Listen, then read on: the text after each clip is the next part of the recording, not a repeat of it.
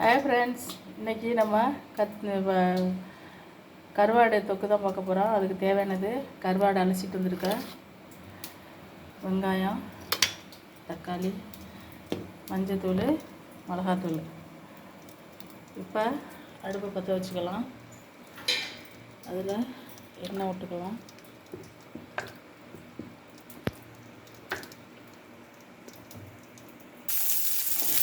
கத்திரிக்காய் போட்டுக்கலாம், சோம்பு போட்டுக்கலாம்,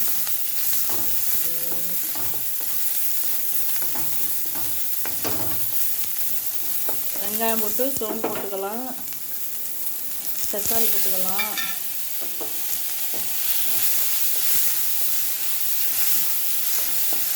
நல்லா வணங்கட்டும்.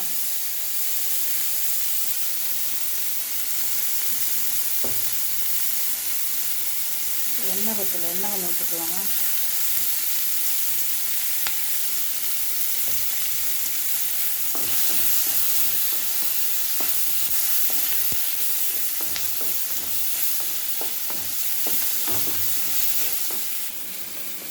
இப்போ அரை ஸ்பூன் மிளகாத்தூள் போட்டுக்கலாம், 1 ஸ்பூனு மஞ்சள் போட்டுக்கலாம், வதக்கி விட்டுக்கலாம்.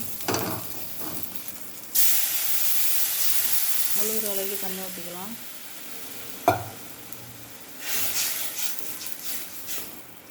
உப்பு போட்டுக்கலாம். கருவாட்டிலலாம் உப்பு இருக்கா வேணால் மஞ்சத்தூள் போட்டு உப்பு போட்டு எல்லாம் கழுவிட்டோம். அதனால் நம்ம திரும்ப போட்டுக்கணும். அதாவது உப்பு கருவாடாக இருந்துச்சுன்னா போடக்கூடாதும்பாங்க. ஆனால் நம்ம ஃபுல்லாக அலசிட்டோம். இது கொதிக்கட்டும். கொதித்ததுக்கப்புறம் நம்ம கருவாடு போட்டுக்கலாம். இப்போ கழுவி வச்ச கருவாடை போட்டுக்கலாம். போட்டுட்டு இப்படியே கிண்டி விட முடியாது அந்த ஸ்டேஜில். அப்போ தான் அது வேகும்.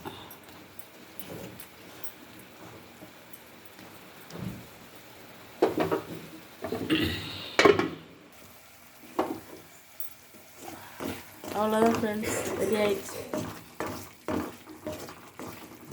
இது சாதத்துலேயும் போட்டு சாப்பிட்லாம். பழைய சோறு, கஞ்சி, அதுக்கும் கருவாடு எடுத்து வச்சு சாப்பிடுவோம்.